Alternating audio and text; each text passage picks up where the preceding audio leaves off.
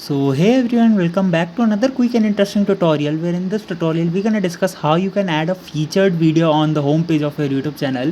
If you don't know why this method, you can add the video as you want to display on the home channel for the new visitors on your YouTube channel. It would give a good impression if you said best video of your channel on your home page. So now in order to add the featured video on your home page, you just need to open the YouTube Studio on any browser. You can do the same process on a smartphone as well. Now in this video I'm opening the Google Chrome browser on my PC and opening my YouTube Studio. Now you can see I'm in my YouTube Studio. Now on the left window I have to scroll down and find the option of customization.